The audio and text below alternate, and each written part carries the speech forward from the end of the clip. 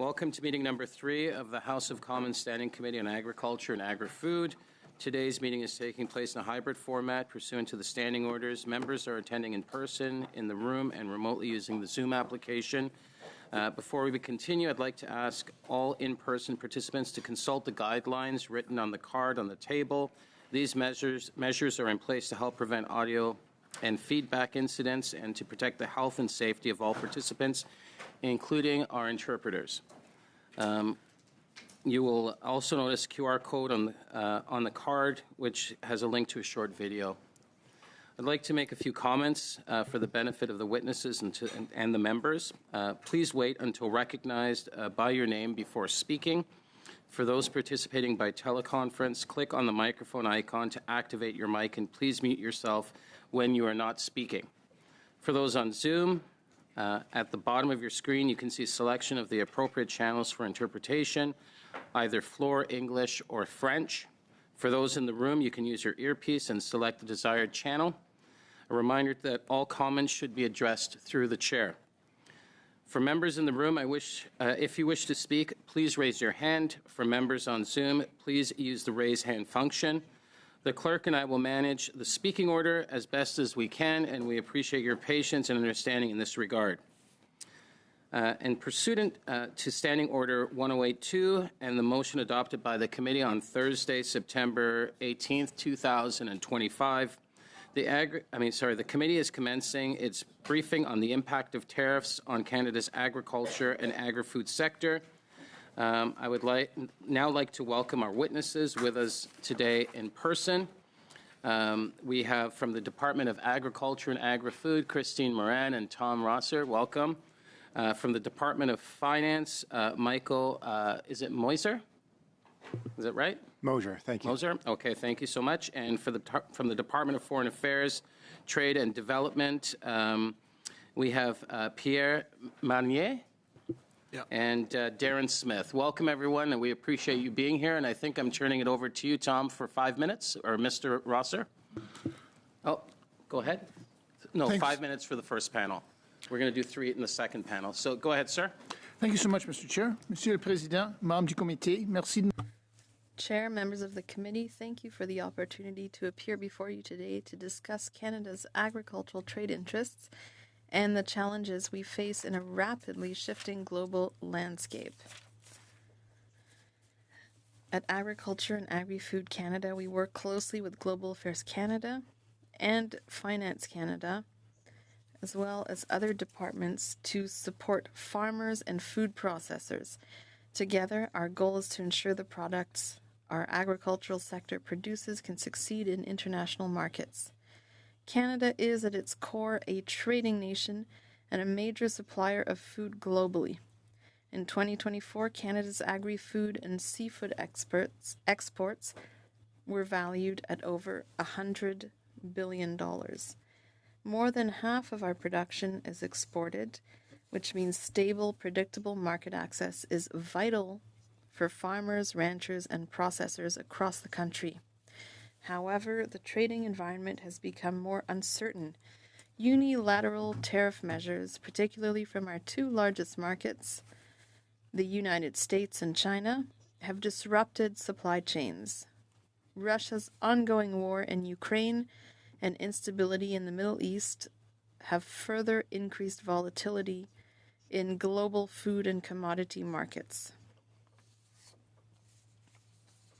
2025, China has imposed 100% tariffs on Canadian canola oil and meal, peas, as well as 25% on certain seafood and pork products.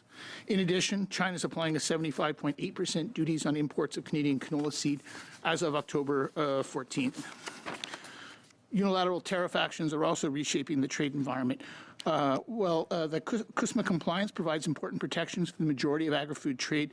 These actions are creating uncertainty.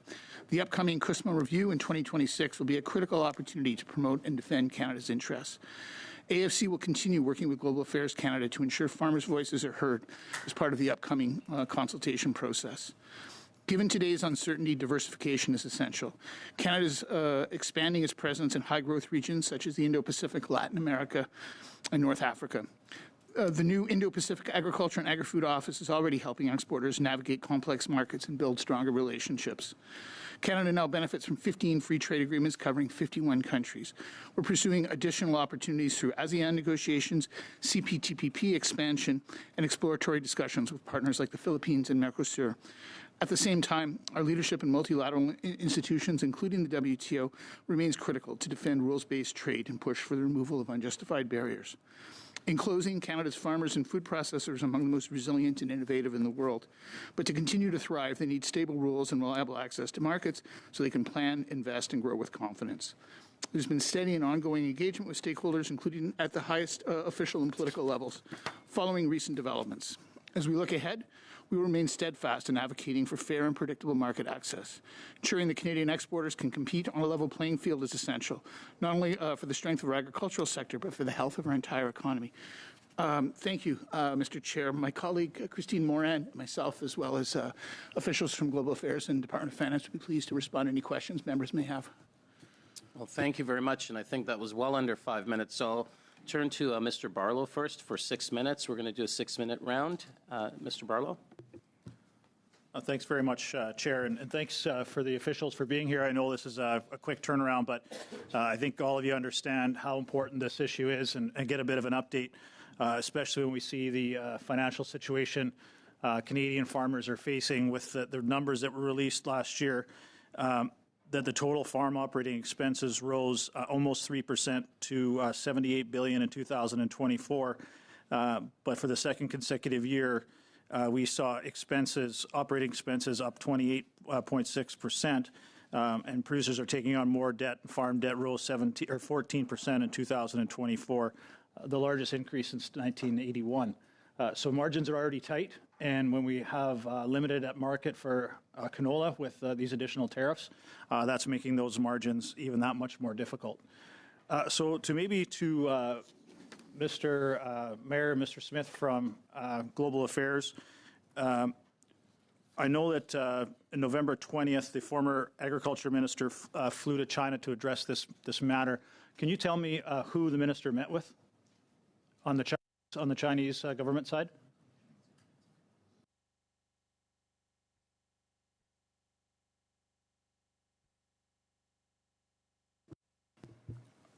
Mr. Chair, if I might, I think I may be in a position to respond. It is, in fact, the case the minister did travel to China in November of 2025 and to participate in meetings of the Canada-China Business Council.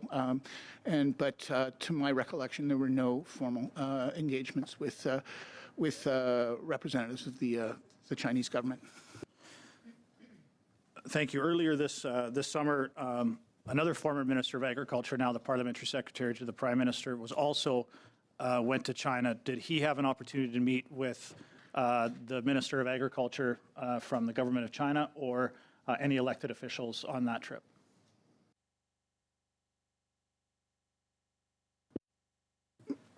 Mr. Chair, I'm not specifically aware of the full itinerary of the Parliamentary Secretary and the Premier of Saskatchewan. My understanding, though, is that they did have opportunities to meet with representatives of the government of China, but I'm not certain which ones.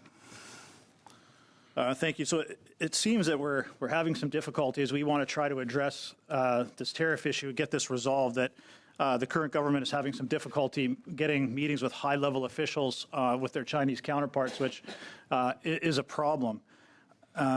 Again, maybe Mr. Rosser, you can answer this.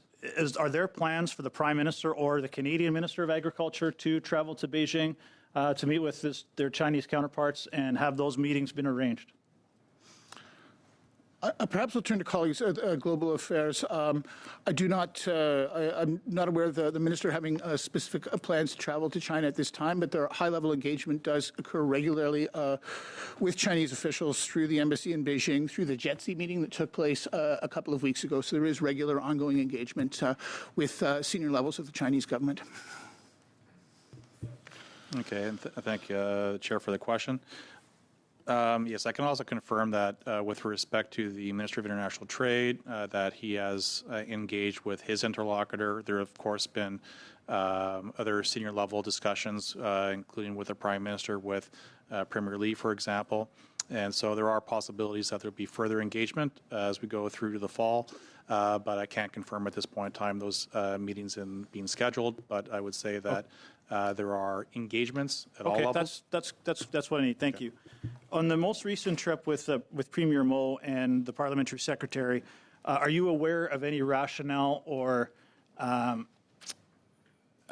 decisions by the Chinese on these tariffs, and what would it take to get those eliminated? Was anything spelled out in terms of what steps, the rationale for why these tariffs were put on, and what needs to happen for them to be removed?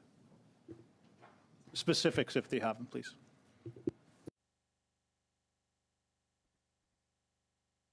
I should preface by saying I have received no briefing on that trip beyond what's been reported in media, and I know Premier Moe has been talking about the importance of continuous and ongoing engagement with China. Thank you, Chair. I can say that there was an opportunity for Premier Moe as well as for the Parliamentary Secretary to reiterate Canada's concerns with a variety of different Chinese measures impacting Canadian exporters, including from the agriculture and agri-food sector.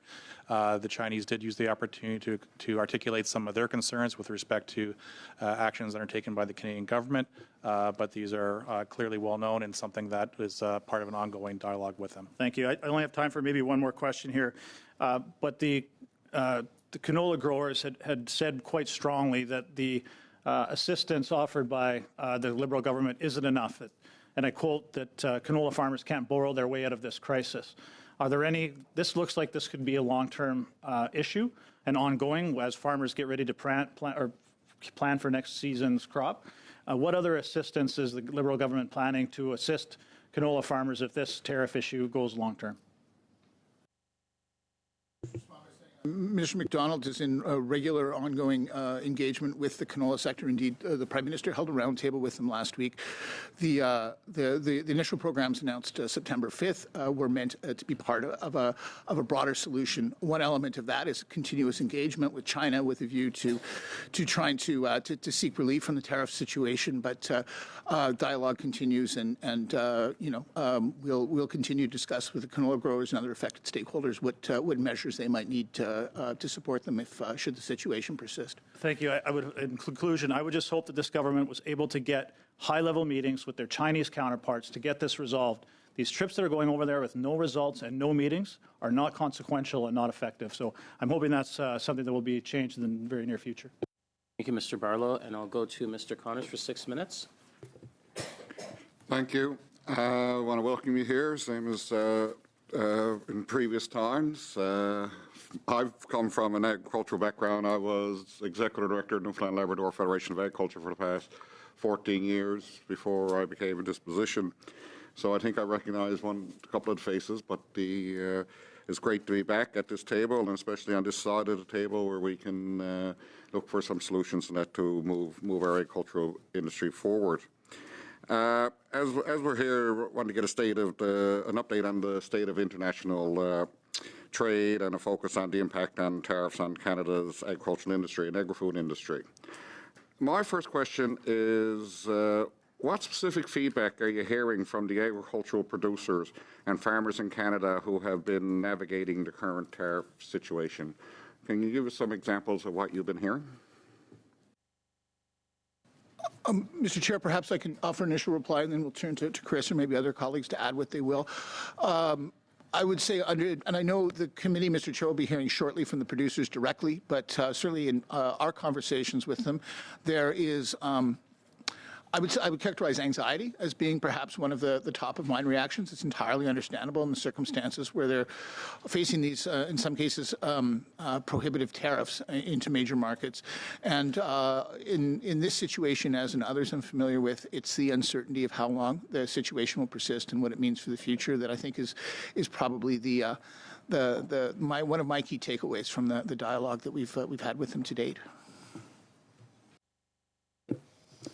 So, Mr. Chair, I'll just add to that, and coupled with the tariff concerns, I think there's significant concerns about some of the other challenges that face canola producers with respect to regulatory barriers and non-tariff barriers. That is becoming more and more difficult to resolve in the current context as we're engaging with our interlocutors.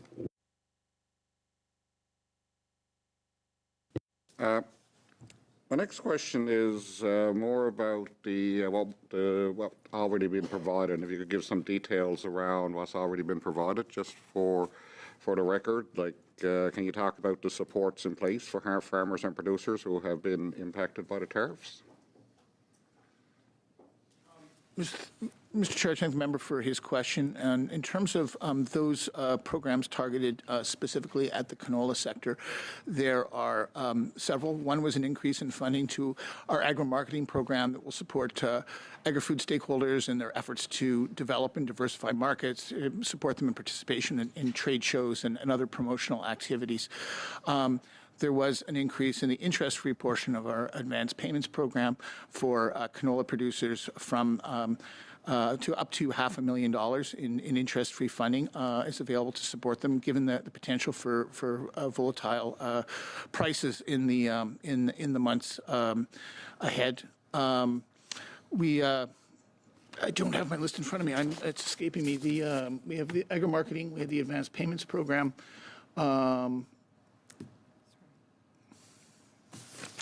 Let me just consult my notes here.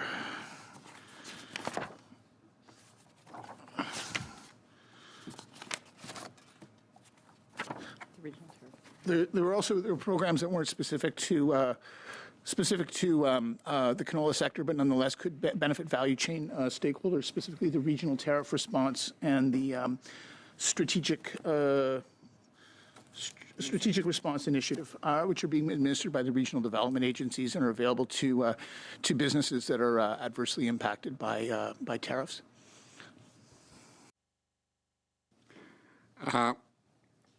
My next question is, to give Newfoundland and Labrador's unique agricultural landscape and its growing interest in food self-sufficiency, how is the department working with local producers to ensure that they can benefit from federal trade diversification efforts like agri-marketing despite limited exports in our province? Mr. Chair, I'd say that we are in regular dialogue with provincial and national associations across the country, and certainly in the design and delivery of our programs, an important consideration for us is to ensure that they are accessible to smaller businesses, smaller associations, and making sure that the programs are as widely available to producers and producer representative organizations of different sizes and in the full value chain is something we take seriously and are continuously seeking feedback from stakeholders on. I'm not sure how much time I got left. Left? Oh, about one more minute. Will you? Jeez. I'm just going to just ask the question, and it's, we may not have full time to this, but outside of, say, China, we know that members have been to China. What other countries, not that members have been to, or are we engaging with to diversify the agricultural industry? We have representatives in embassies and consulates around the world engaging in a variety of markets, but I know Minister MacDonald, as some committee members may be aware, Mr. Chair, traveled to Asia over the summer, visiting Indonesia, Singapore, and Philippines, but like I said, at different levels, we're engaging in target markets around the world on a daily basis. Mr. Perron, 6 minutes. Merci beaucoup, Monsieur le Président. Thank you, Mr. Chair. And thank you to our witnesses from the different departments. We appreciate your presence, especially because you didn't have much time to prepare. So it's much appreciated. My first question, what do you know about how the community reacted after the measures that you put in place following the tariffs, the agri-stability, agri-marketing, etc.? Are people saying that's helping, it's great, or is it not enough? Mr. Chair, maybe I can try to answer. I know that in a little while the committee will hear directly from the organizations in question.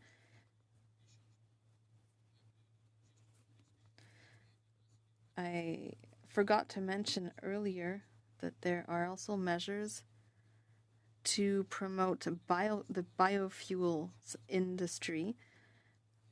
So I doubt that many of your witnesses will say that what we've done is enough. There's still a lot to do, and we will be considering next steps.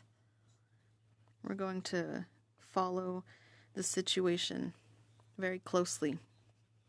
I'd like to talk about the organic sector that exports around 45% of their goods to the U.S., so of course they're affected by tariffs.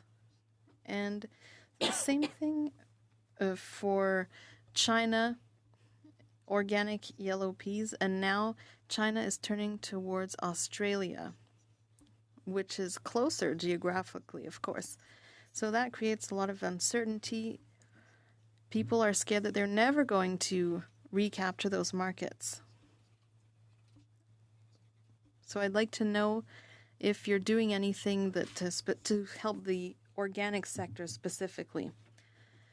Mr. Chair, we're in constant communication with representatives from the organic sector. I know that the international market is important for organic food, and we are working to get statistics on international trade when it comes to organic agriculture. Given the world situation, especially what's happening in the US and China, it is normal that there is a degree of uncertainty and fear about what to expect. Mr. Rosser or somebody else, I know that you've increased the amount for agri-marketing. Is there a certain amount that is dedicated to organic agriculture?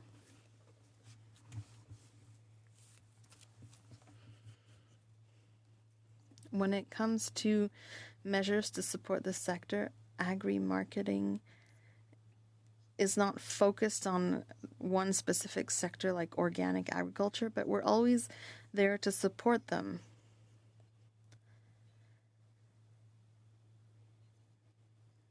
It can take some time to establish markets, and when there's a disruption, it also takes time to recover. But there isn't a specific amount set aside for that sector. So they can apply? Yes. Today we're talking about tariffs, but there's also the beef producers of Quebec who contacted me recently to say that they were happy about the advance payment program improvements.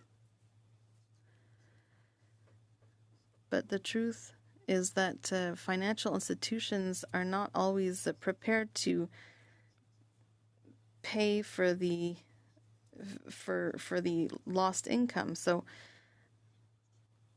if we don't have the support of financial institutions, then there will be even less beef produced in Quebec. So I'm just letting you know, maybe you'd like to discuss it a little further, but there are other sectors that need help. And it would be good if there was a permanent increase so that producers don't have to continuously ask for more and they don't have to wait for an international crisis to get more help. Now, I know that you're not the ones who have the last word on this, but I just wanted to convey that information to you. Now, do you have any figures in the U.S.? 25% on everything.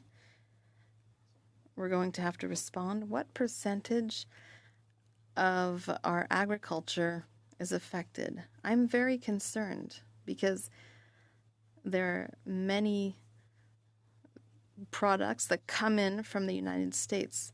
So what portion is affected by the tariffs? Well, the figure is 96.5% that are not subject to American tariffs because they fall under CUSMA. But it is possible that that material that is used to in farming is affected by the tariffs? Thank you. Okay, we'll go into the second round. We have Monsieur Gourde for 5 minutes. Merci, Monsieur le Président. Thank you, Chair. What percentage of canola is sold to China compared to other markets? Was China our biggest client, or was it comparable to the U.S.? Bien, Monsieur le Président. Well, Mr. Chair, last year, China represented around 2/3 of our export market for canola.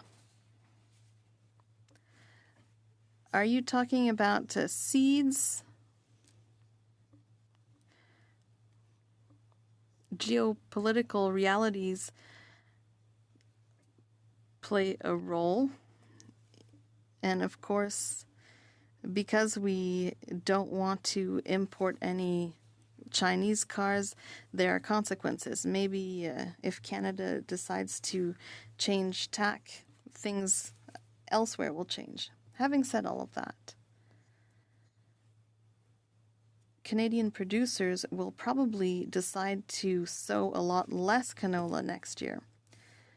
And when producers decide to change their level of production, it takes many years to come back. Sometimes producers may decide that they'd rather keep their product than sell it for a very low price. In the long term, when it comes to Canada's proportion of the world market, what is 2/3? Is that 1, 2, 3% of world production of canola, or is it significant? Mr. Chair, I don't have the exact figure, but I can reassure the member that Canada is the biggest producer in the world. Maybe in your negotiations, you could explain that if Canadian producers decide not to continue producing canola, the price will increase because there will be less supply, of course. If supply goes down, if Canadians decide not to produce canola, then countries like China will end up having to pay more. That might be a good argument to present to China. It might not scare them in the short term, but usually they're very sensitive to these issues. They look at world supply. Where does the other third go? Is it sold to Canada or to the U.S.? Mr. Chair, canola is sold everywhere. I know that you're going to be meeting with the producers soon, but Japan, the U.S. for biofuels, there are exports to Europe as well, but obviously China was a big market. They're always sensitive to technical obstacles. Maybe you could also talk about canola processing, turning it into oil. Canola oil is very popular throughout the world, and it allows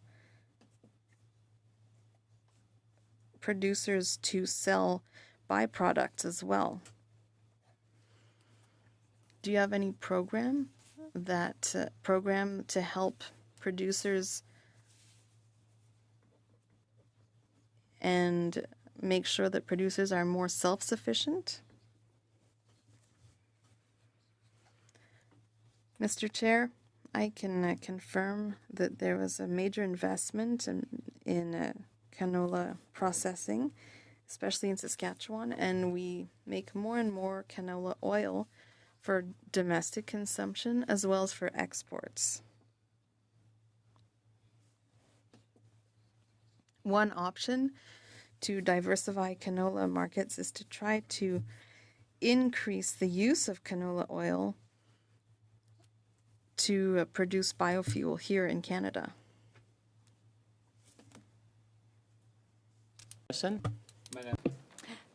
Thank you, and thank you for being here. I was born and raised on a beef farm in my riding of Peterborough. I took that tradition on in the last few years with my husband and my young family. We've experienced a significant drought in central Ontario, which has been a huge stress, and I know across Canada.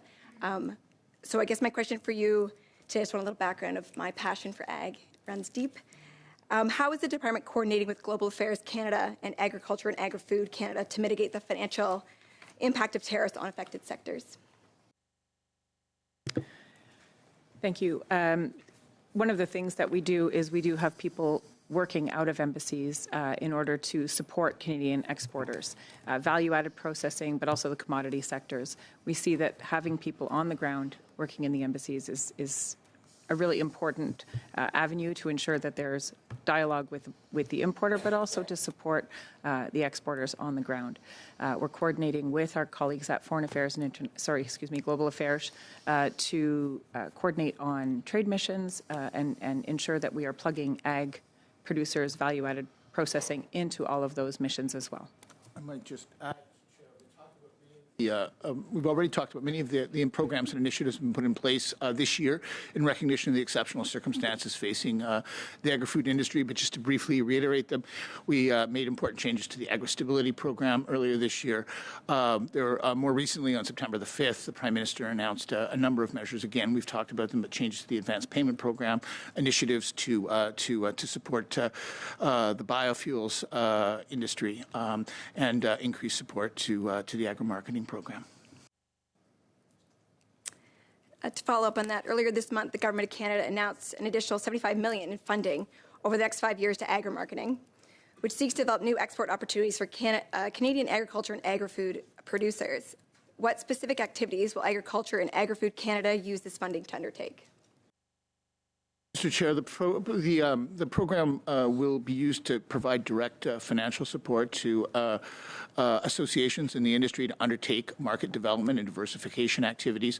The types, and Chris may have something to add, but certainly participation in trade shows, marketing efforts overseas, those are often the types of activities that funding in that program is used to support. But it's based on what the priorities are of the associations that apply for the funding. I will add to that. So we have seen a heightened degree of interest in international trade markets in new countries, and that is heartening. We are selling out spaces at trade shows that Agriculture Canada is coordinating within days. It used to take weeks, sometimes months, and we're seeing a lot of interest in looking at new markets. So that is, again, I think, testament to the availability of those funds. Which international regions would be most receptive to Canadian agri-food exports? Thank you, Mr. Chair. I think almost any region is receptive. There's a lot of work that goes on. First of all, there's, I think, a respected attitude towards Canadian agricultural products across the globe, and that's partly due to the reputation that we have for high-quality, safe, and nutritious food. Relies heavily on the fact that we do have solid regulatory efforts to ensure that all of those exports are safe to eat and that they meet the relevant regulatory requirements. There is technical cooperation that also goes on with partners globally. We have markets that are growing in new places, taking advantage of free trade agreements and CPTPP, the Comprehensive and Trans-Pacific Partnership. The CETA, the Canada-Europe trade agreement, for example, and looking at new markets. They're building new markets. Agricultural markets take a long time to develop, but once they are established, it is an avenue for ongoing investment and trade. How does the federal budget balance immediate financial support to producers with investments in trade diversification and market development?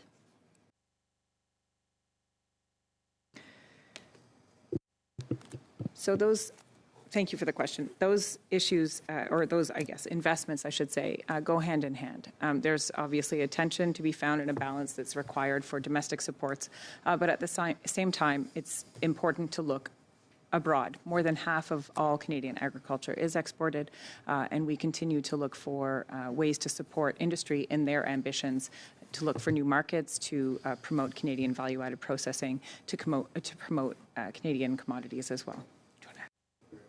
Thank you. Mr. Perron, 2.5 minutes. Merci beaucoup, Monsieur le Président. Thank you, Mr. Chair. Earlier on, we talked about Agri-Food. Now, there are lots of details on measures to help canola, but is there anything that was done to help the Agri-Food business during this difficult time to encourage investment? Because it's something that we've noticed for several years has been missing. I feel that the agri-food sector could benefit from investment, and the worry is that at some point the processing plant is too out of date and a new one has to be built, and it's not necessarily located here. But we will always have to process food. Mr. Chair, I want to reassure the member and the committee that we are in constant communication with the agri-food business. You will be hearing directly from representatives of the sector later. And there were 2 programs amongst the programs announced by the Prime Minister on September 5th that can help agri-food businesses that are being affected by the tariffs. What's the name of those 2 programs? I don't have the names. Strategic Relief.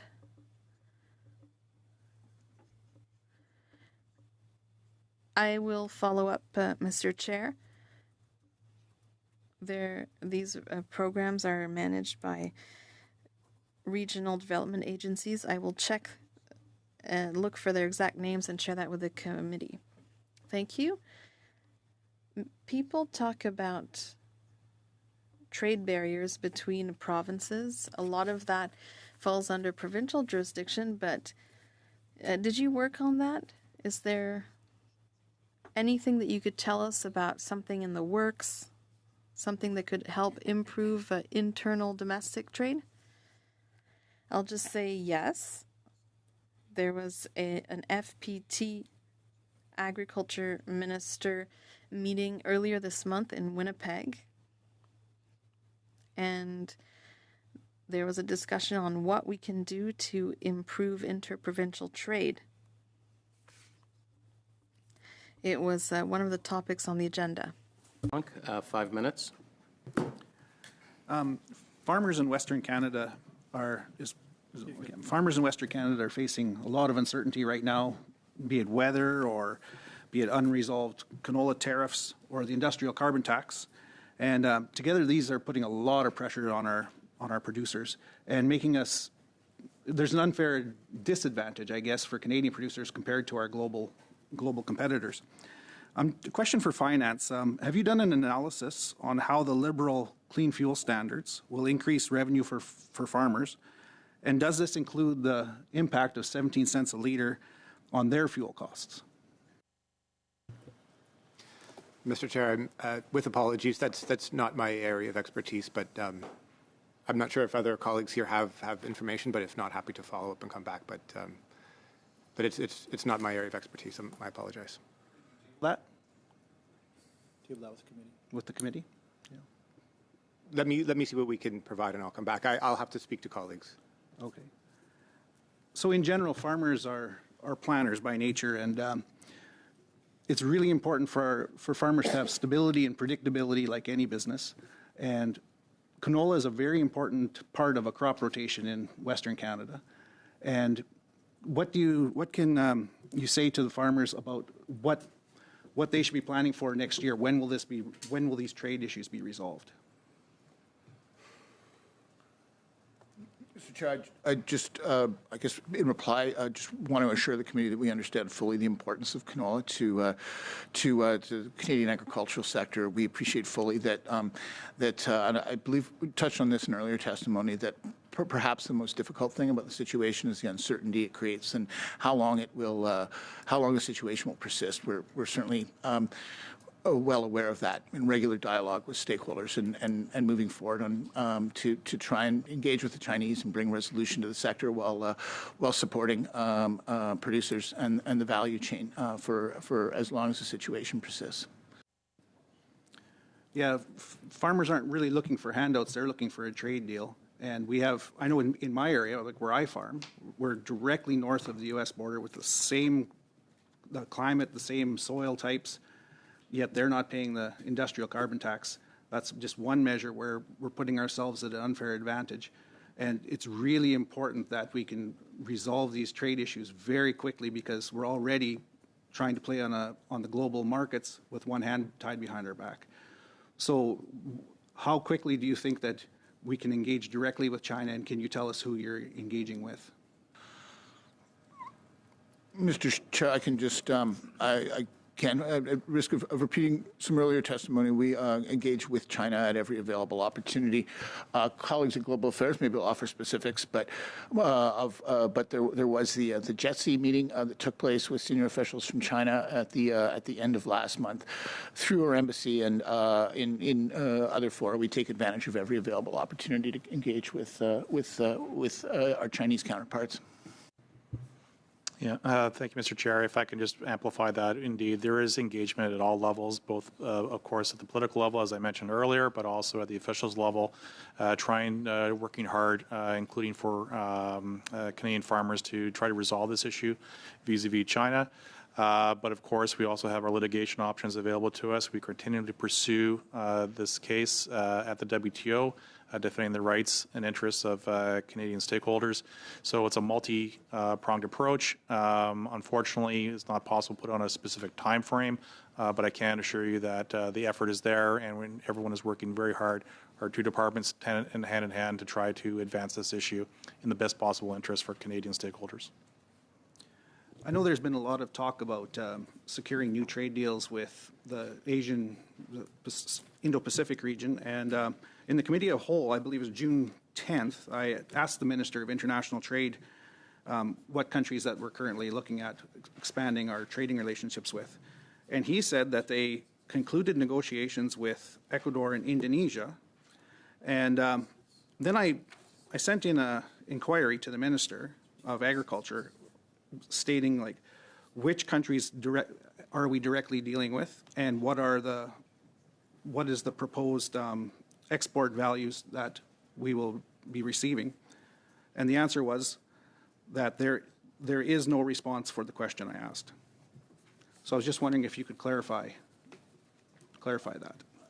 Chair, perhaps I can offer initial reply, and I should preface by saying I'm not specifically aware of the inquiry to which he refers, but it is true that negotiations were concluded with Indonesia and Ecuador in recent months. The next steps will be the signature and ratification of those treaties, which will involve a parliamentary process.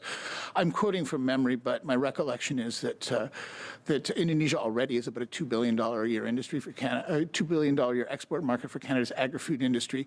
May be difficult to estimate precisely by how much that will increase once the trade agreement comes into force, but it certainly will materially improve market access for a number of different agricultural products. Thank you very much. We'll go to the final 5 minutes in this round to MP Dandurand. 5 minutes. Merci beaucoup, Monsieur le Président. Thank you very much, Mr. Chair. I'm very happy to be here. In my riding, there's a lot of agriculture, and so I'm very happy to hear from you what's going on internationally. A major percentage of what we produce is exported. We can't consume everything that we produce, and it's obviously a source of great pride for us. So I'd like you to talk about the pork sector, which is really affected by Chinese tariffs. There are about 60 pork producers in my riding. We know that 80% of our production is exported. I think 25% goes to China. And so there's a major worry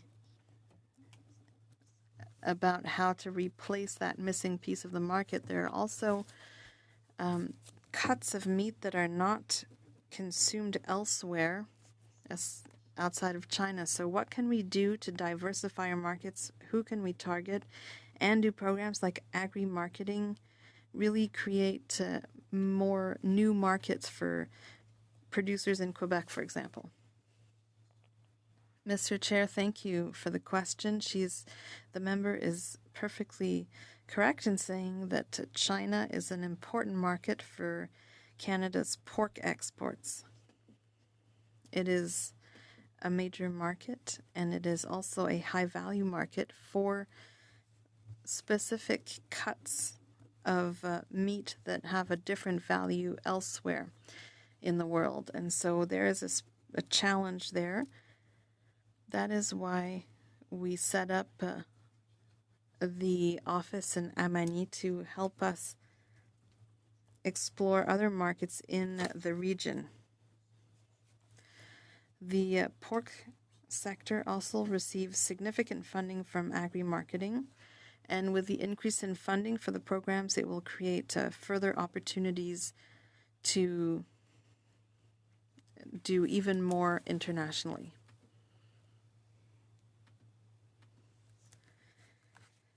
Thank you very much. You're talking about the Indo-Pacific strategy. I think that was launched in November 2022. An office was opened in the Indo-Pacific region. And so I have a question for Global Affairs. Can we get an update on how that's going? What are the results that you're seeing? And which agricultural sectors in Quebec, for example, could take a better advantage of the office that is open there?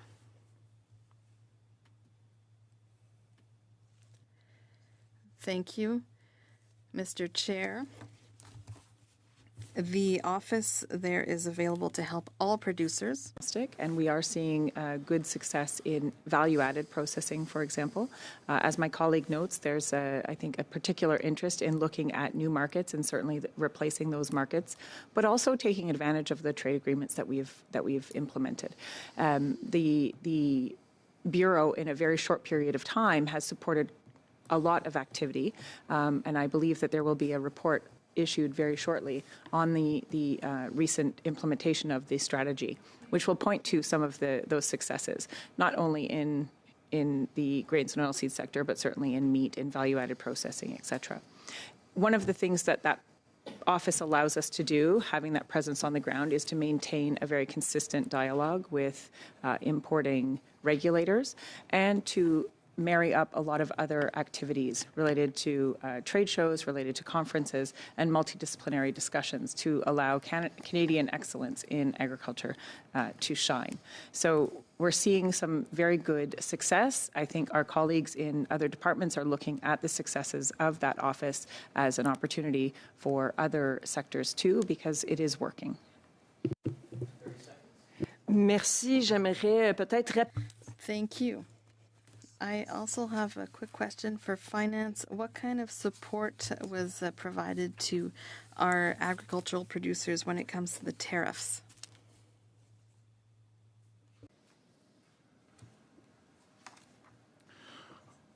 Monsieur le Président. Mr. Chair, yes, as we've said, there are a number of programs that were specifically targeted for the canola industry.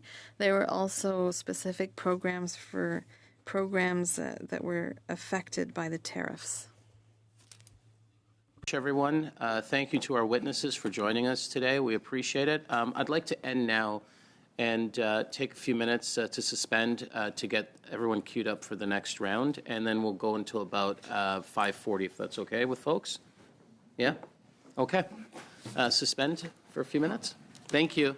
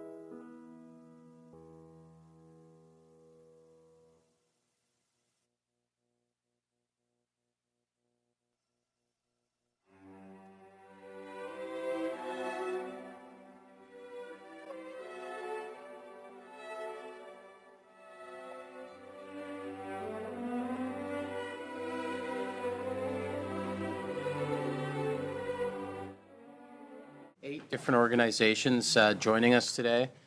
I want to keep as much time for the members to ask questions, and I'd like to go for an hour, so till quarter to 6, if that's okay with everyone.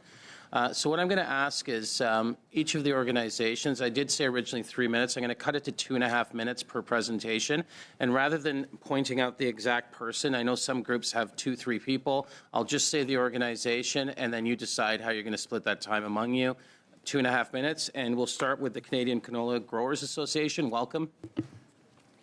Thank you very much, and thank you for the invitation to be here today. My name is Rick White, and I'm the President and CEO of the Canadian Canola Growers Association.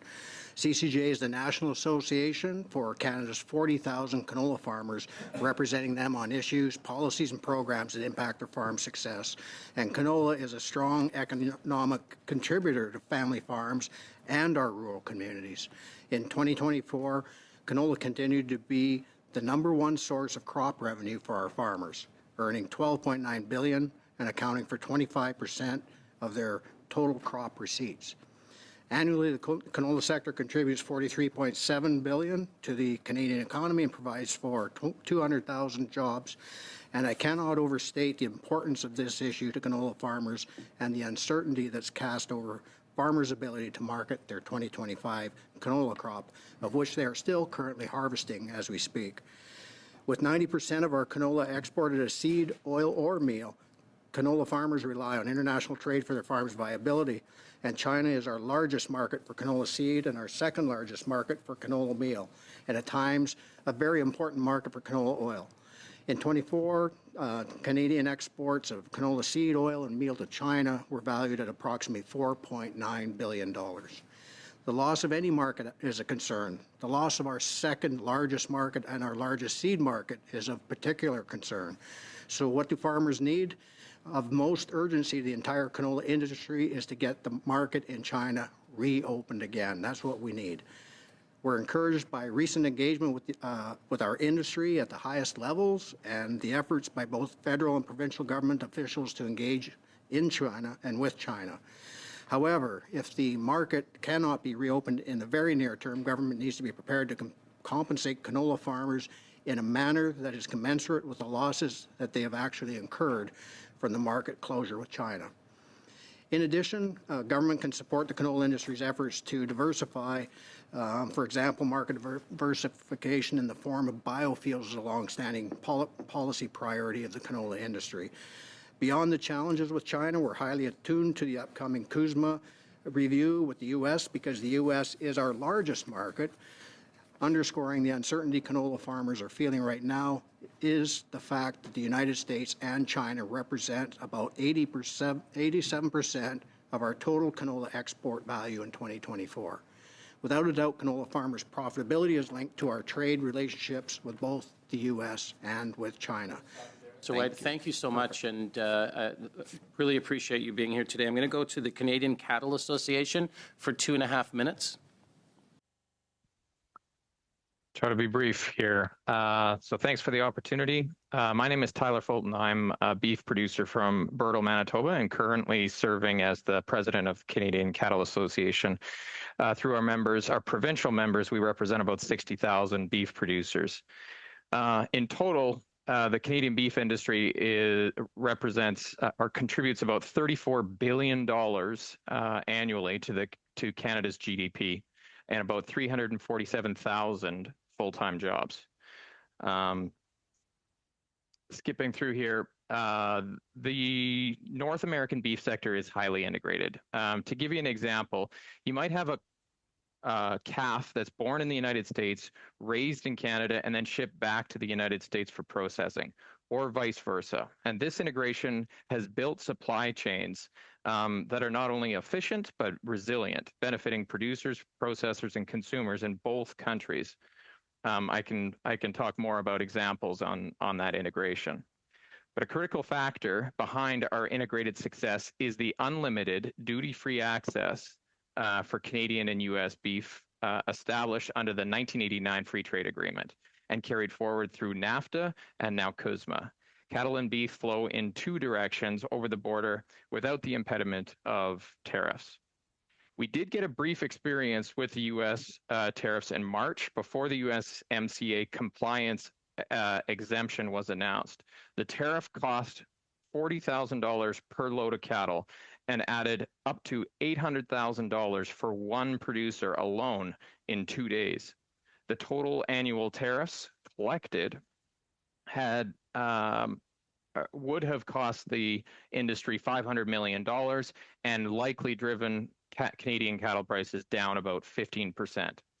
So while diversification, most critically, the U.S. is the most important market for the cattle industry. While diversification is also a critical part of export-driven sectors, it's important to realize that all other markets combined cannot replace the U.S. market for our industry, given the integrated supply chains. We are expanding trade into Asia and very optimistic about the growth potential for high-quality grain-fed beef in the Indo-Pacific region. In particular, Japan, Vietnam are some of the fastest growing markets, and we've benefited from the CPTPP agreement that's provided preferential access. South Korea has the potential. I'm going to stop you there. Sorry about that. I'm next going to go to the Canadian Meat Council. 2.5 minutes.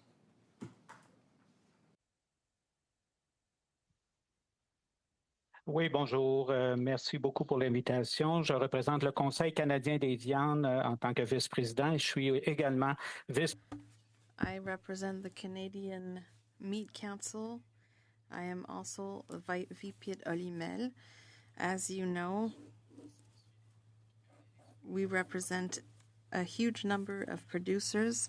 Processing sector with annual sales of more than 32 billion and nearly 300,000 jobs nationwide. Nos membres transforment environ 90%. Our members process 34% of Canadian beef, 90% rather, of beef in Canada. The red meat industry is very important when you talk about the impact of American tariffs. The North American meat industry is one of the most globally integrated one, with almost 16 billion in sales crossing over different borders. If we look at China specifically, China remains a priority strategically because of the market. China represents 20% of Canada's pork exports by volume. Canadian beef has been excluded for the most part since 2019, whereas before, China was the fifth biggest market for Canadian beef. For pork, a 25% tariff continues to erode competitivity and reduces the margins of producers, which represents millions in losses. We support these for Olimel. Tariffs will cut profits by $17 million in fiscal 2025. If current conditions persist, the impact could grow to $30 million in 2026. These tariffs come at a time when our fresh pork sector is already facing significant challenges. As a result, we risk delaying planned investments, further weakening performance, and ultimately we may be forced to make difficult decisions to limit financial losses. Despite all of this, I'm pushing folks. We had a lot of people who wanted to come out and make deputations today to be witnesses, so I'm trying to fit everyone in here. And then the most important part will be the questions directed to your sectors where you can provide even more information. So I appreciate your patience. Canadian Pork Council. Oui, bonjour. René, bonjour. Merci, Monsieur le Président. René Roy, thank you for inviting me, and thank you to all the members. My name is René Roy. I'm a pork producer in Quebec, and of Permettez-moi de vous présenter un bref résumé des répercussions des droits de douane. direct and indirect ways. China has imposed a 25% on pork products and that loss has impacted producers and processors. Tariffs introduced from the US, although they were brief for our product and our live animals, also had an impact. And we continue to work through the accounting and with both the federal and provincial government. Our producers are paying more for some input and for farm machinery, among other items, because the tariff on inputs such as aluminum, steel, and other products. Indeed, producers on both sides of the border are paying for these measures. And most likely, perhaps the largest impact has been the uncertainty created for future investment.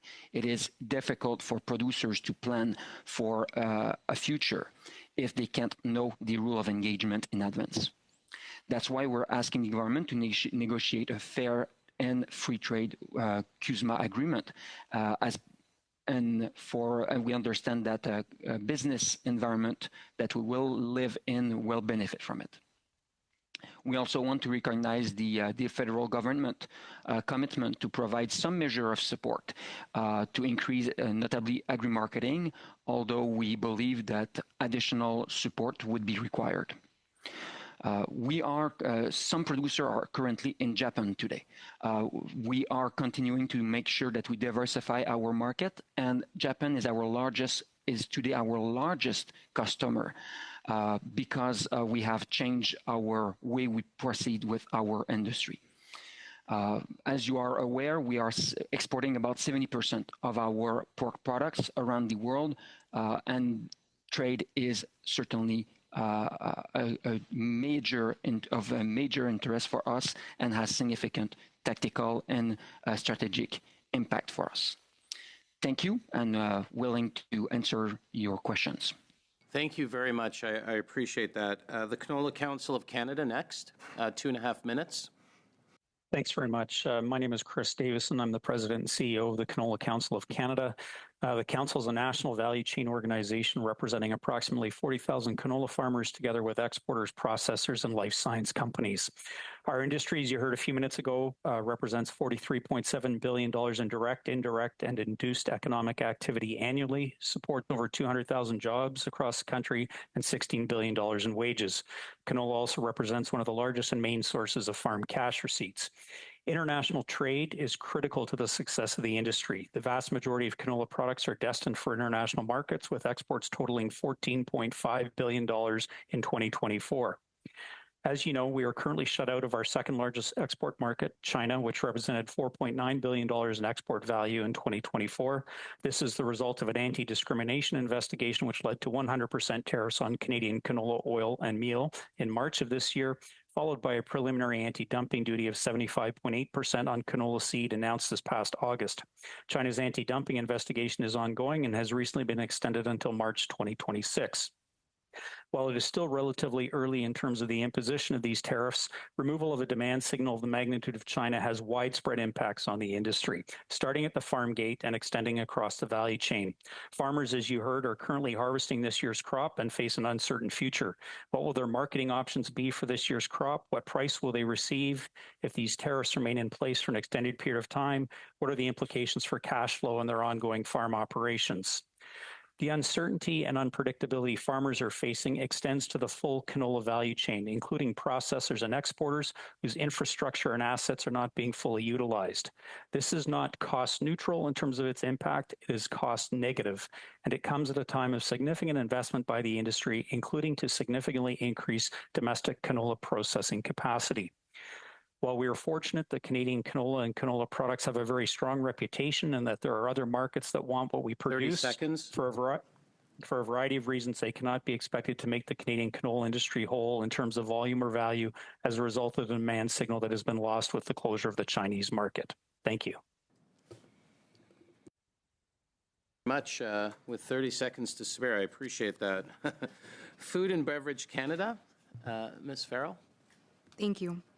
Food and beverage manufacturing is Canada's largest manufacturing sector and largest manufacturing employer, employing more than 318,000 Canadians. When we talk about this industry, we're talking about the livelihoods of hundreds of thousands of families and the stability of food supply that Canadians rely on. The biggest challenge today for us is unpredictable access to our most important market, the U.S. Roughly 80% of Canadian agri-food exports go south of the border. Our supply chains are so tightly integrated that even small shocks cascade quickly. While we appreciate the government's efforts, many existing programs to support our industry, however, still miss the mark. Too often, these programs are narrow in scope, slow to deploy, too complex for small companies to take advantage of, or exclude companies that are integral to our supply chains and their criteria. This leaves many manufacturers without meaningful support.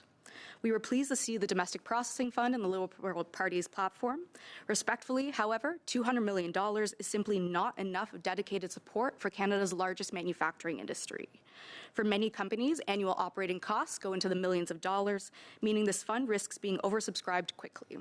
Similarly, the Regional Tariff Response Initiative is a step in the right direction, but its restriction to companies with fewer than 500 employees excludes many of the larger manufacturers who anchor Canada's domestic food production capacity. Given the investment needs of our industry and the gaps in current programs, we're hopeful that the newly announced Strategic Response Fund will prioritize our industry, companies big and small. Supporting this industry is critical not only to Canada's food sovereignty, but also to enabling us to compete with imports, diversify our export markets, and seize new international opportunities. We agree that market diversification is important, but strengthening domestic competitiveness must be part of this strategy. This means tackling key structural challenges, labor shortages by extending expiring work permits, ensuring pathways to permanent residency, and ensuring our access to the temporary foreign worker program, regulatory burdens by reducing duplicative or outdated regulations that cause unnecessary costs and delays, providing capital investments and supports, as well as avoiding new sources of domestic uncertainties, such as ensuring that food is exempt from Bill C-5. A competitive domestic processing industry is the foundation that allows Canada to add value to its primary agriculture, supply quality and affordable food to Canadians, and to withstand trade disruption. Without it, we risk losing capacity, jobs, and resilience. Thank you. 10 seconds to spare. Thank you so much. I appreciate that. Mr. Sherwick from Pulse Canada. Good afternoon, Mr. Chair and members of the committee. Thank you for the opportunity to appear today on behalf of Canada's 26,000 farmers and over 100 companies that are part of the Canadian pulse industry. Canada accounts for close to 1/3 of the global pulse trade, and upwards of 85% of what we produce is exported. Put simply, our sector does not work without open access to international markets. The 100% duty that was put on the retaliatory tariff imposed by China has had a profound consequence on the Canadian pulse industry. China has been a critical market for us since the mid-1990s, and after India restricted its imports in 2017, China emerged as our largest buyer. Over decades, the work of farmers and the trade have transformed this market from a 20,000 metric ton market to over 2 million metric ton market. Over the past 5 years, we've shipped 3.7 billion worth of Canadian peas to our customers in China. And because of that work, customers have a strong preference for Canadian peas. However, the 100% tariff is too much for them to absorb. They're being forced to look to our competitors in the Black Sea region, and the reality is that this business will not be easily won back. And while we often hear that the industry will have to diversify, let me be clear, there is no ready alternative that can replace sales of this scale. Creation of entirely new demand takes years. Since the tariff was announced, the price of peas has fallen yellow peas has fallen 43% and 50% for greens. These low prices, combined with slow movement and no other readily available markets, has translated into an estimated net loss at the farm gate of $637 million. This figure worsens every day. For many growers, that means the difference between breaking even and falling into the red. For companies who've invested in facilities that process one of Canada's biggest pulse crops, they now face uncertainty about throughput. And support measures in the form of loans are really not the answer. Imagine, Mr. Chair, taking a 50% pay cut at your job only to be offered the chance to take out a loan to make up the shortfall. Our farmers would stress to you that they want the emphasis put back on getting their market open. Mr. Chair, Canada's pulse industry can no longer afford to be collateral damage in a dispute that has nothing to do with the products we produce. The idea that farmers can grow something else and sell it somewhere else betrays a lack of understanding of Canadian agriculture and the markets it serves. The pulse sector is resilient, and we are committed to our role as a trusted supplier of high-quality, sustainable food, but we cannot do it alone. To be effective, we need government to champion a trade policy that safeguards the livelihoods of Canadian farmers. Today, we ask Parliament and the Government of Canada to act with greater urgency to restore access and to put agriculture back on stable ground. Thank you very much. Thank you so much. And our last presenter, Union de Producteurs Agricoles,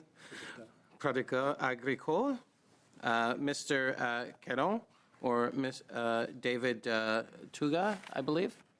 C'est bien. Merci. Merci. Thank you, Chair. Thank you, members of the committee. My name is Martin Caron. I'm a president of the Union des Producteurs Agricoles. I'm also a dairy and crop farmer. In the UPA represents 42,000 producers operating more than 29,000 farms throughout Quebec. In 2025, there were a series of shocking announcements, reprieves, and reversals by the U.S. administration, which ultimately imposed tariffs on several countries. The Canadian agricultural sector was largely exempted thanks to CUSMA. However, softwood lumber was not spared, particularly affecting private forest producers. On August 5th, Prime Minister Carney unveiled a $1.2 billion plan to support the forestry economy, as tariffs on Canadian softwood lumber had recently doubled. However, it is unfortunate that our producers working in private forests do not have access to those measures. On the other hand, the counter tariffs imposed by Ottawa on American goods, including several agri-food inputs, also weighed heavily. Their withdrawal in September was welcomed. C-202, I'd like to take a moment to thank all of the elected officials for passing Bill C-202, which protects supply management. Canada is sending a clear signal to Canadian producers, the international community, and our trading partners who also, by the way, protect their own sensitive sectors, such as sugar and cotton in the U.S. or rice in Japan. Now let's talk about the tariffs imposed by China. Although smaller than in Western Canada's, Quebec's canola production comes mainly from a few regions, Saguenay-Lac-Saint-Jean, Abitibi-Témiscamingue, and the Lower St. Lawrence. Suited to northern regions, canola is a great option where soybeans or corn are not widely grown. The crop has been profitable in recent years in those three regions that I mentioned, but this year, they planted significantly less canola due to geopolitical risks that arose in the spring. Since March, China has imposed a 25% tax on Canadian pork. This decision weakens a strategic export market and increases the need for support and diversification. It should be noted that the pork sector was also hit hard in 2019. Canola, like pork, has nothing to do with... You can wrap it up, sir. Yeah. Thank you so much. And again, I do apologize that we had to limit your time, but we do appreciate all of your testimony today. We'll start with the first 6-minute round. We'll go to Mr. Barlow from the Conservatives. Thanks, Chair, and thanks to our witnesses for being so accommodating. I know it's odd having 7 or 8 of you at one panel, but we want to try and get as many of you in. And I'm going to ask quick questions, and I'm going to just ask the witnesses to give me very concise, quick answers as best you can, just so I can use the best of my time. Mr. Waugh with the Pork Council, Renee, has the Liberal government given you or found you any additional markets that would replace the Chinese market that you've lost as a result of the tariffs? Mr. Chair, it's impossible to replace the market of China because it's a really specific market, and it's a large market for our. So we are working hard, but it's really hard to do it because of the type of market they have. Thank you. Tyler, on the cattle side, the Prime Minister was in Europe signing these memorandums. In any of those memorandums and with the UK new free trade agreement, was anything done to get Canadian beef access to the European Union and to the UK, eliminating the carcass wash or the hormone non-tariff trade barriers to give you access to those markets? No, we still are dealing with the same non-tariff barriers that we have struggled with since the signing of CETA. Thanks. And Greg, you said despite on the peas side, China is a massive market. We've had issues with India. Has the Liberal government found any markets outside of China and India that can replace those markets for Canadian pea producers?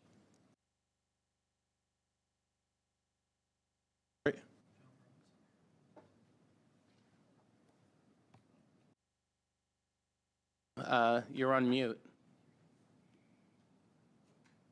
My apologies. In China and India are 81% of Canada's exports of peas. There is simply no replacing either China or India. A 1.5 million ton export program into China cannot be replaced with any one market in any short period of time. Thank you. I just want to bring this to your attention. Some of you may have heard from the panel earlier, but the government and the officials were talking about how important it is to diversify markets, and they're finding all of these new markets for Canadian agriculture commodities. But when we asked them, can you name specific countries, none of them could name any.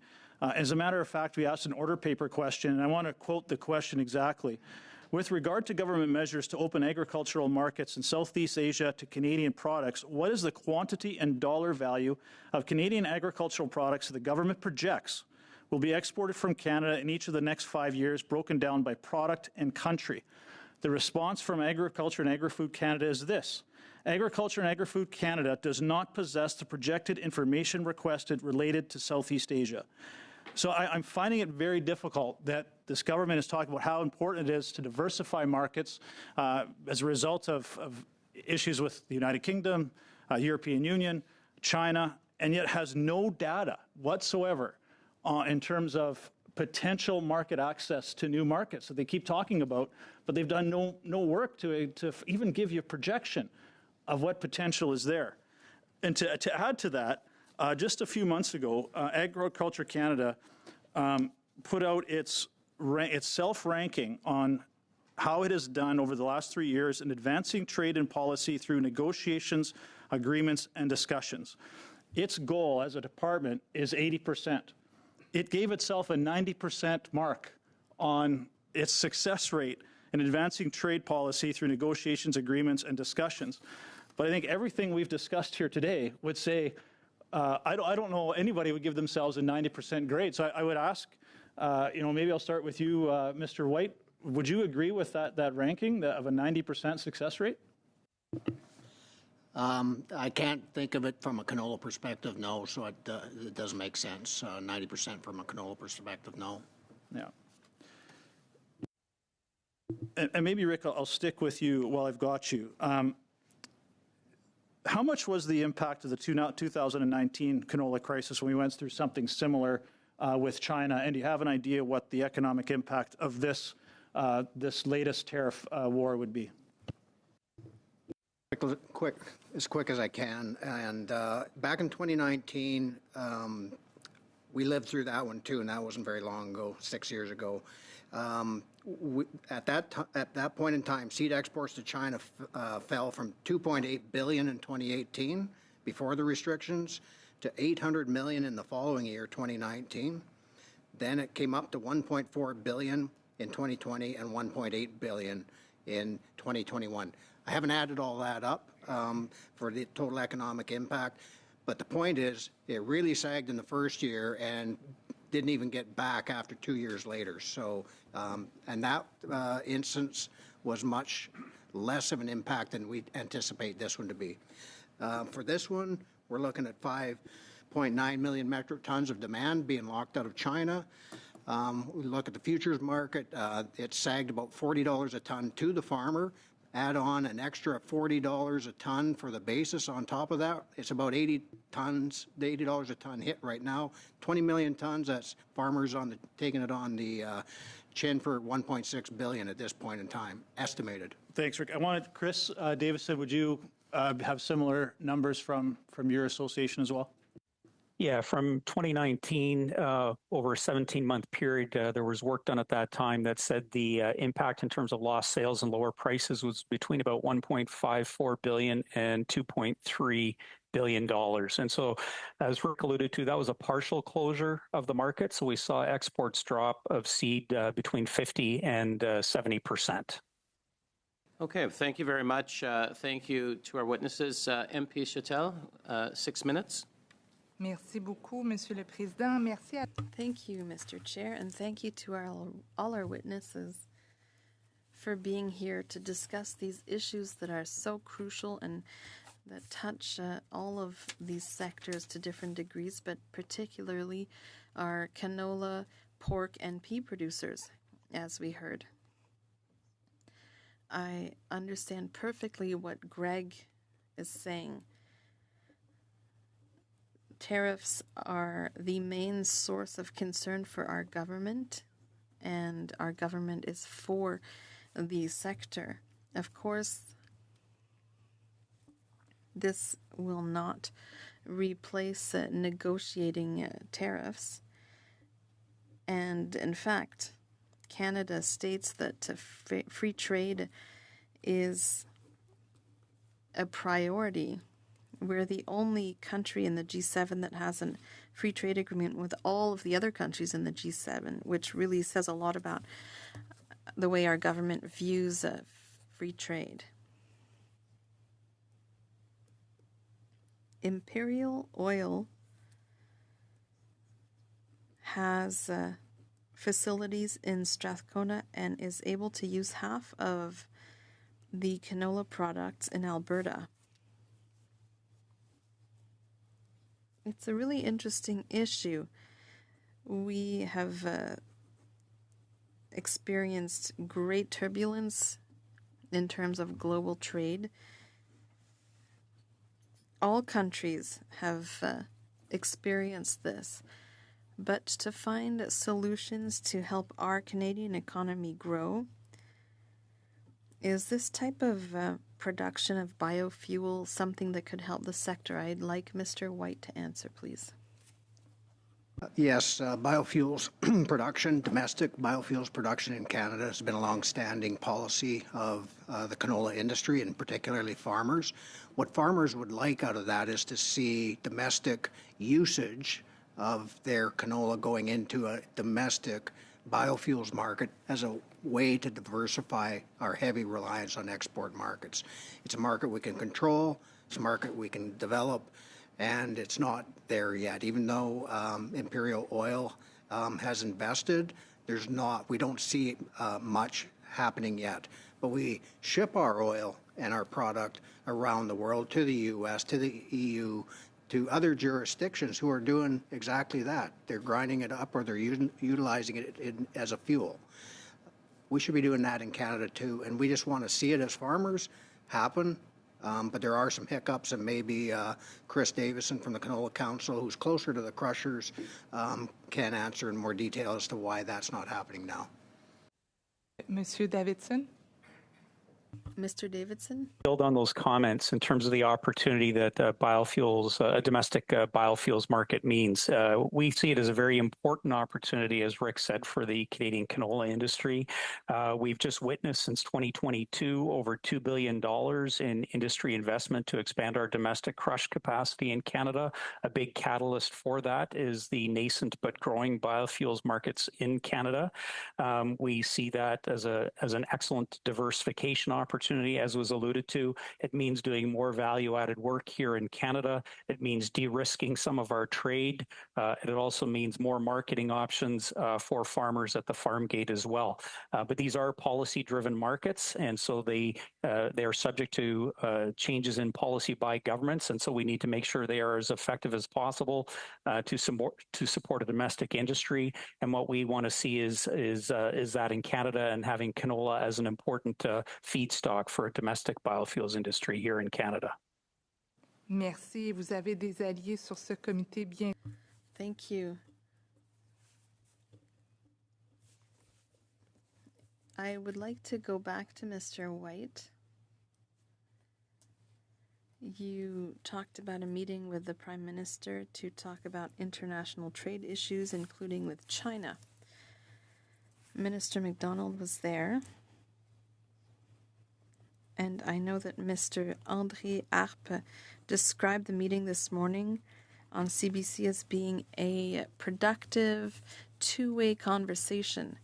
Can you tell us about this dialogue with our Prime Minister to find a solution to tariffs? Yes, it was. The Prime Minister called us together because he wanted to hear directly from the industry, the canola industry, and we really appreciate that. And the dialogue was not just talking at us, but an actual conversation going back. And I think what we impressed upon everyone in the room, including the Ag Minister as well as others, was that the gravity of the situation is pretty significant. And especially the longer this goes on, the worse it will get. So I think we had a better understanding, and maybe the government had a better understanding of, we have a window of opportunity here to negotiate this thing away. If we can do that, we'll come out pretty quick. And I'm talking a few months here, maybe by Christmas. After that, it's going to be more and more difficult. And those are the kind of conversations we had. Diversification and biofuels opportunity, et cetera, came up. But it was a good conversation. But at the same time, we don't know how long this is going to be. And our advice was to be prepared for a longer than anticipated, be ready for the worst and hope for the best. The best being we can get this resolved or negotiated away by the Prime Minister with the President of China. This is a political problem, and it's going to need a political answer. And we got that message across as well. Thank you. Thank you. Thank you very much. Thank you. Mr. Perron, 6 minutes. Merci, Monsieur le Président. Merci. Thank you, Mr. Chair, and thank you to the witnesses for being here today, for taking the time. Mr. Caron, earlier on, you talked about the measure on softwood lumber that doesn't help private forest lumber. Do you have any suggestion about how the government could fix that? Yes, absolutely. And it's worth mentioning that since this conflict with softwood lumber has been going on, there have been 5 issues that represents about 10 billion, and 2 billion represents private forest softwood lumber. They have no impact because they don't get any subsidy when it comes to softwood lumber. Tariffs are 35%, so of course this has a major impact on those particular producers. And thank you. That is noted. Speaking of programs that don't help all the players, we talked about programs to help canola producers. And of course, we all agree that that's a good thing. I believe canola producers will say it's still not enough. But Mr. Caron, is there anything? I don't know if you were there during the first hour. I questioned the minister about beef producers who would have appreciated an increase in the advance payment program. Do you have any suggestions about what would help in Quebec when it comes to federal support? Well, I'm speaking about Quebec, but I think Canada as a whole needs support that reflects the depth of the issue that we're facing. At the moment, we have a vision for exports when it comes to production, but if you look at all of the sectors in the last 10 years, since 2014, there has been a 57% increase in exports. But in order to have that, there's diversification, etc. We need an action plan. We need an action plan that looks at the agri-food business also. There needs to be a tool or an action plan that lays out the investments that have to be made that respond to climate change and also that considers the welfare of animals. Thank you. For people who are in the canola business, and maybe Mr. White could add something, in the first hour, there was a suggestion that people should diversify their production.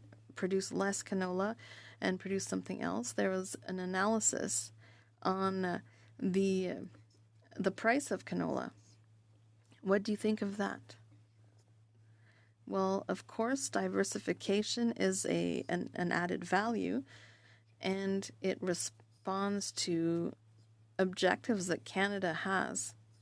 If you look at COP, biodiversity, etc. So when diversification is supported, then that responds to that objective. You talked about organic products. That's similar.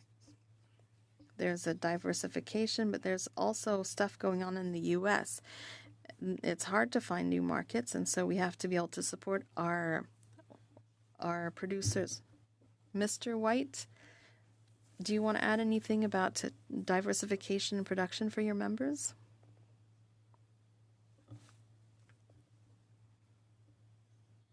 Add to a bit in terms of the advance payments program for farmers, especially canola farmers, the increase of the interest-free from $250,000 interest-free to $500,000 for canola farmers specifically. I think farmers in the short term will appreciate that, but it's not the right tool for if this ends up to be a protracted crisis. That loan has to be paid back in September next year.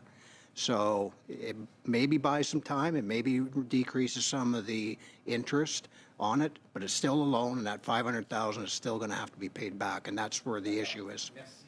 Je m'en voudrais de ne pas être allé voir Mme Farrell. I'd like to ask Ms. Farrell. I talked about the agri-food business earlier. Obviously, what we produce, we have to process. So what is your message today? My message today is that as Canada's largest manufacturing industry, we need to be able to resource it and support it sufficiently, and I don't feel that to date that we have. That's not just financial support. It could also be helping us address some of the regulatory burdens that we have underway, working with us to address our labor shortages as well. So I hope that's the message that I can leave behind today. Comment on fait pour favoriser l'investissement? And how can we encourage investment in your sector? It's certainly giving us access to existing programs that have recently been announced. I think one of our concerns is that we aren't typically seen as one of the sectors needing investment or where we can really attract global investment as well. So it is working with industry. I think industry has a lot of ideas as to the types of programs that would be helpful to us. Existing programs currently to date don't really work for us. One example is the Strategic Innovation Fund. Only one food and beverage manufacturing company has ever been successful in that fund and accessing it. So I think it's even working with us to make sure that our existing funds and programs actually meet the needs of Canada's food and beverage manufacturing industry. Okay, thank you very much, Mr. Perron. And so we have roughly 18 minutes left until we said we were going to end the meeting. We do have another round. The next round will take 22 minutes. So can we just do the one round and then we'll end there, or is there a desire to go an extra round? Go ahead, Mr. Barlow. I wonder if I can suggest, and I appreciate, because this issue is so important, if we do the one round, and then if every party can get a 2-minute last third round, just try and keep it quick. I know we'll get close to 6 o'clock, but I think this is an important issue, if everybody's okay with that. Yeah, so we'll do the final round. We'll do 2, 2, and 2, if that's fair. You're okay with that? Give a bonus at the end. Okay, great. Mr. Barlow. Thanks, Chair. Mr. White, you had mentioned in your answer to a previous question that it's important that you have on the fuel standard domestic supply, and I think you're careful choosing those words, and not much is happening yet. And in fact, you have the biodiesel refinery in Hamilton closing, and the reason they were closing is a flood of cheap seed stock and biodiesel from foreign countries, like used cooking oil, soybean, corn from the United States. The reason that we oppose the Liberal fuel standard is it adds 17 cents a litre to Canadian consumers, so it's another consumer carbon tax, but also one of the most complicated pieces of legislation in our history, and the regulatory red tape has made it impossible for Canadian canola growers and Canadian biofuel growers, let's say, to compete with cheaper foreign stock. Is that a fair assessment that the system, the way it is set up now, is not going to benefit Canadian canola growers? And have you done an assessment of the impact? Will this be a financial gain Have you done that analysis for Canadian canola growers as the system is now? I think the financial gain, to be honest, we need to tighten up some of these things. It's not just about the clean fuel standard. It is about foreign UCO coming in and displacing Canadian canola feedstock. So both those things need to be fixed before a biofuel industry can take root. And what we're looking for is to increase domestic demand. In terms of taxation, there's things the government could do. De-tax the renewable component for diesel fuel, for example, to help soften, if there's concerns about price increases. I'm not sure about the 17 cents a liter. That might, I haven't made those calculations. But at the end of the day, if you de-tax it, it'll soften the blow to consumers.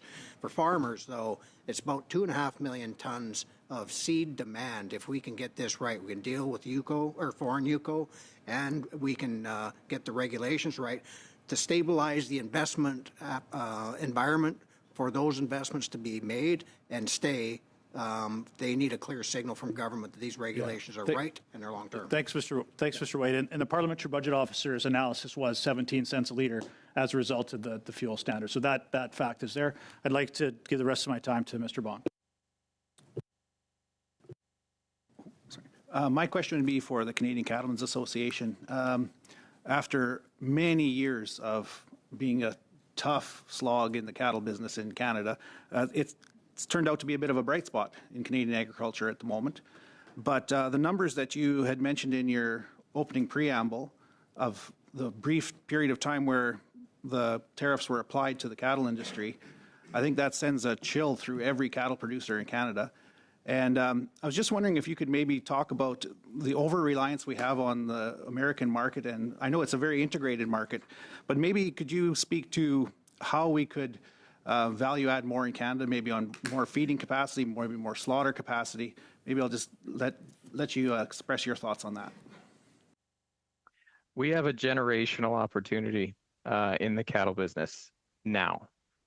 It's unlike anything that I've seen in my career, and we're the same age, I think, or pretty close to it, Stephen. I think it'd be fair to say across the country. And this is not unique, to the West or the East, any part of the country. So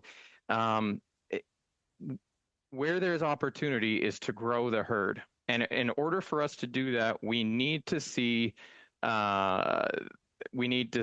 certainty come back into the market, or at least give us, some tools, provide some tools that would allow us to gain that certainty. It's an exceptional opportunity for, in particular, the cow-calf operations to grow the herd and start that value chain and really grow that opportunity. To reference that, the exposure that the feeding sector specifically has to the CUSMA concerns over possible tariffs, one individual shipping over the course of 2 days, $800,000 of tariff liability. And that was one individual from Southern Alberta. It represents an existential risk to the feeding sector if we were to experience a long-term tariff from our U.S. counterparts. Thank you so much. I'm going to go to the Liberals. Mr. Connors for 5 minutes. Yes, thank you. I'm going to continue with Tyler for just a bit. Tyler, keeping in mind that there's your integrated processing system in place with the U.S., and I understand that, and some of the non-tariff barriers of the CETA agreement, and I think someone mentioned that there's a 57% increase in exports for the beef industry. I'm not sure if that was strictly for the beef industry or not. What's local demand now? Are we seeing an increase in local demand, or are we still heavily reliant on the exports? So just to clarify, the beef industry in Canada exports about half of what it produces in either live cattle or beef. 70% of that, of the portion that's exported, is destined for the U.S. So, and it goes there because that's where they're willing to pay the most. Now that's over and above our domestic consumption. Domestic demand has been exceptionally good. The consumer has effectively told us that we can accept significant price increases and still want to consume just as much product because they see it as a safe, high protein source. So we're very optimistic about the long-term long-term prospects in the beef industry. So just to follow up on that, are there any markets that you probably see potential in, export markets of course, that you would see potential in that you don't think are being fully explored or investigated? I'll mention three in particular. I never got to the comments on China. We've been blocked out of China since 2021. There was a reference to that by the Meat Council, I think, briefly. Previous to that closure, our trajectory was growing, and we were more than 100 million in sales a year. Korea represents probably one of the biggest opportunities, but right now we're at a tariff rate disadvantage to our American counterparts by about 8%. We are on a positive trajectory in Korea as well, but you can imagine when there's a beef source of high quality grain-fed beef that is 8% cheaper, the importers look elsewhere. Southeast Asia does represent, I think, big opportunities there. The first chain of the value, the first node of the value chain, though, has to grow in order to supply the markets. We've just got unbelievable demand around the world right now, and the biggest constraint is there's not enough cows. How much time have we got? We've got about 2.5 minutes left. Okay. Or sorry, 2 minutes left. 2 minutes left. Okay. Thank you. I'll give you the opportunity. Is there anything else in your comments? I know you got cut off there quickly when we were going through. Is there anything else in your comments that you wanted to mention that you'd like to? I'll give you a little bit of time to do that. Only to say that the cattle industry in particular very much relies on the principle of comparative advantage, free and open trade that is science and rules-based. And so that's what should guide any policy decision going forward, because it is the natural advantages that we have here in Canada that support our future growth potential in the beef industry. I'm going to ask Christina a question now from the Food and Beverage. FCC released a new report today that proposed $12 billion diversification strategy that would reduce U.S. market dependency in food and beverage exports to, I think, 50% of the 2023 levels. What are the biggest barriers Food and Beverage Canada faces in expanding Canada's food exports into new international markets, particularly in Europe and Asia? One of the things that FCC referenced in the report that I appreciated is that we need infrastructure investments to expand our interprovincial supply chains. That's something I hear about from companies quite often, that it's easier to export to the U.S. than it actually is across Canada, even before we begin to look at other markets. Thank you so much. Mr. Perron, 2.5 minutes, please. Oui, merci, Monsieur le Président. Madame Farrell. Thank you, Mr. Chair. Ms. Farrell, you're always asked a question at the end, so I'm going to turn to you at the beginning. You mentioned that you might have suggestions about programs that exist that you don't currently have access to, that you would like to have access to. Innovation Fund is one of the big ones that now has been rebranded to the Strategic Response Fund Initiative. That's one that the details about are still remain to be seen, but we're hoping that Agri-Food and food and beverage manufacturing will have access to that program in particular. Parfait. Merci beaucoup. Si vous avez... Thank you. And if you have any other suggestions, you can send them to the committee, and we'll be happy to look at them. Mr. Bois, you mentioned that it's impossible to replace China. You didn't use those words, but that was the meaning.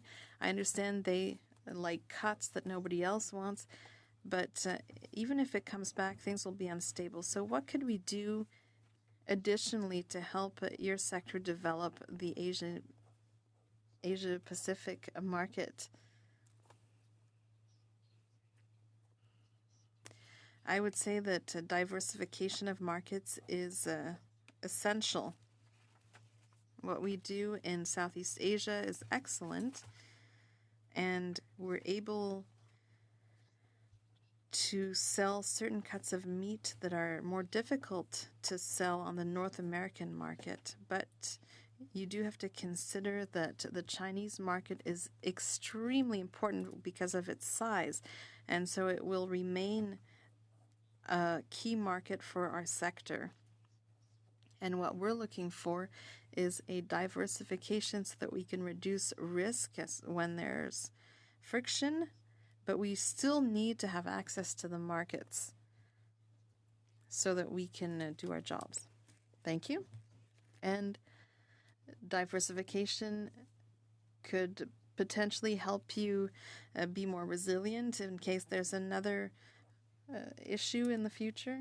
Yes, you make a good point. The Japanese market, for example, is a market that we've been investing in for a long time. We're present. We have a delegation of producers from different producers that is currently in Japan to explain what we do. So it's the work between processors and producers that allows us to have better resilience, especially. So we have the Conservatives for 5 minutes, the Liberal for 5 minutes, and then I said that we would do another 2, 2, and 2. But I think there was a little confusion. So what we'll do in fairness, we'll do 5, 5, and then we'll end with 2. Is that okay? Just to balance it out, because I made a promise. We're good? We're good? Okay. Over to John, Mr. Barlow. Thank you, Chair. I'm going to share my time with Mr. Steinley, but I just had one quick question for Mr. Roy for the Pork Council. Was there any direct relief or anything offered to pork farmers in Canada as a result of the Chinese tariffs on Canadian pork? Did the government offer any direct relief to Canadian pork farmers? No direct relief has been presented. Thank you. Same question to Tyler. You've been blocked out of China since 2021. Any direct relief offered to Canadian cattle producers as a result of being blocked in the Chinese market from the Liberal government? No, none. Cede the rest of my time to Mr. Steinley. Thank you very much. Good to be back in agriculture. And as a Saskatchewan MP, canola is top of mind for a lot of people that I represent, and there's a lot for the Canadian economy and Saskatchewan's economy. We heard that you guys had a meeting with the Prime Minister and the Ag Minister. Did they commit to going to China to have conversations about canola talks with their colleagues in the Chinese government? They certainly recognize the need to go over there, but I don't know their scheduling behind the scenes. They did not disclose that much detail, but there certainly was an acknowledgement that a lot needs to happen in China with the relationship. So I think we all recognize that there's a need for them to go there. My question is, during that meeting that you guys were in there, did the canola sector and organizations ask the Prime Minister or the Ag Minister to get on a plane and go to China? Probably not quite in so many words, but it certainly was indicated that the Prime Minister needs to fix the political problem at the highest levels of China to pave the way for others to come in after the fact. So we don't tell the Prime Minister what to do, sorry. Well, technically, he does work for all of us, technically. But my question is, as an industry, I think this is a problem that needs to be head-on, face-to-face discussions between the leaders of the country. Is that not something that would appear to be apparent to the canola growers? Yeah, it is apparent that we do need the Prime Minister there. I think he got the message, maybe not in so many words, but he's definitely got the message. And, we'll have to see if something happens in the next number of months here, I guess. But again, it's, I don't know, that's beyond my scope in terms of understanding what the strategy from a political perspective would be. So Premier Moe did make that trip along with Cody Blois, Secretary to the Prime Minister. Have you had a chance to talk with Premier and Mr. Blois about how those meetings went in China? Not directly, but Premier Moe was there, and he did update the group in that meeting, because he was at that meeting, about some of the positive conversations that he had. It looked like he had hope that the issue wanted to be resolved from China's perspective as well. And Parliamentary Secretary Blois also indicated the same as Premier Moe. Do you believe that Parliamentary Secretary Blois would have been there if it wasn't for Premier Moe organizing the trip to China? I don't know, and I wouldn't want to speculate. That's fair. Thank you very much. I appreciate everything we've been going through as a country. I think canola has never been this popular in a country, and I don't think it's for the right reasons. But I would ask you guys to continue to talk to all of your counterparts in the provincial and federal governments. Premier Harrison and Saskatchewan has been doing a good job. And I really do think we need to have the pressure put on our current Prime Minister and the Health Ag Minister to get to China, because this needs to be settled. And the faster they get on a plane, I think the sooner it can be settled. Well, thank you very much. I'll go to the Liberals. MP Harrison, 5 minutes. Thank you. And to Ms. Farrell, I met with Food and Beverage Canada last week, and we had discussed lots of items, such as the new crush facility that is being developed with Cargill. And you've mentioned this multiple times, and I know this is really, really broad. So just if you have any specific adjustments you'd make to the programs to better support your industry. One thing we've been talking about a lot over the past week is we tend to prioritize funding for things that are new and innovative, things that haven't been done before. When it comes to food and beverage manufacturing, the definition of innovation is different. So it isn't necessarily a new patent. It isn't necessarily discovering a new technology. Sometimes it's applying technology in a new way. Sometimes it's adopting technology in Canada that we didn't previously have before. Even though getting a new oven might not sound exciting for a food and beverage manufacturing plant, that could change them from an efficiency standpoint. So I think in terms of where the government has been prioritizing their funding, it is recognizing that the definition of innovation looks different for this industry. Thank you. I forgot to say I'm going to share my time with the member next to me. Again, to you, Ms. Farrell. So in our meeting as well, there were really strong concerns about interprovincial trade barriers and the reduction of some of the regulations around that. So how can we make interprovincial trade barriers, like reduce them to make trade easier while maintaining the standards that we have? We do have concerns with Bill C5 if it's not to exempt food. Those concerns relate to our ability to export, food safety, food traceability. What we've been advocating for instead is identifying those provincially regulated companies who want to be federally regulated, who want to be able to export, identifying what supports they need to get there, and then providing the support to them directly to ensure that they can meet those standards. In light of our efforts to diversify markets, we think this would actually help that. Thank you so much.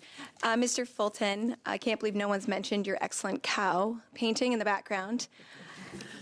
I'd like if you didn't mind elaborating a little bit about what market access is like in Japan and Vietnam. I know you mentioned the 8% tariff in Korea, but could you just expand a little bit further? Yeah, so we have exceptional market access in Japan, specifically because of CPTPP. It was what we consider to be kind of the highest quality trade agreement that we've benefited from. What was the other country? Were you asking about Vietnam as well? Yes.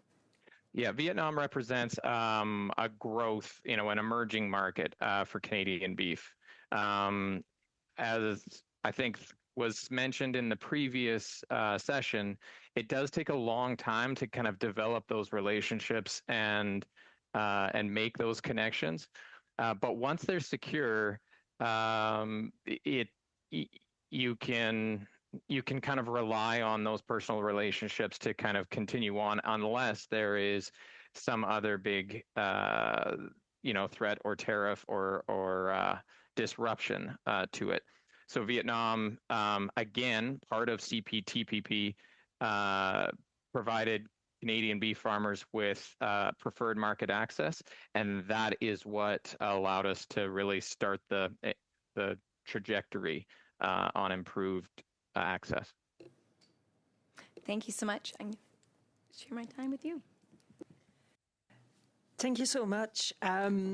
Madam Farrell, you very briefly mentioned the workforce issue in your sector, and I think it's a critical issue that we don't address enough.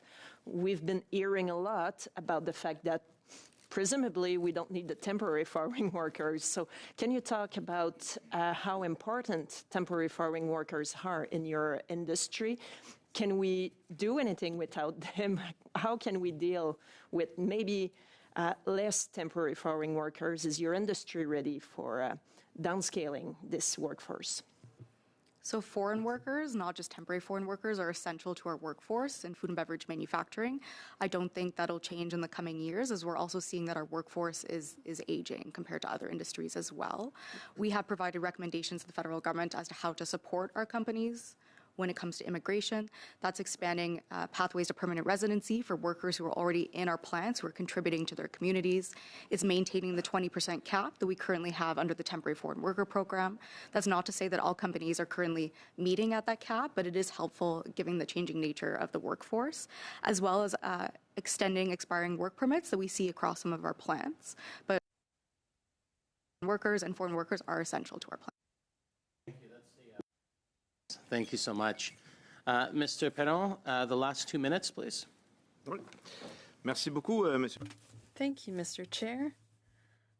I'd like to ask Mr. Caron about foreign workers and the needs in the agricultural sectors. Aside from the programs I mentioned that could be expanded, obviously this was a request before the tariff issue, but what does the sector require? You're in a good position to answer. Well, first of all, when it comes to temporary foreign workers, the question was asked, and I agree with the answer that was provided. We need support. When it comes to employment, 1/3 of workers in agriculture in Quebec is occupied by temporary foreign workers. It's only thanks to them. And Mr. Fourn is probably agrees with me. We have to maintain the cap, because if we don't have these people working in processing, and there's less processing work being done, then I'm going to feel the impact too.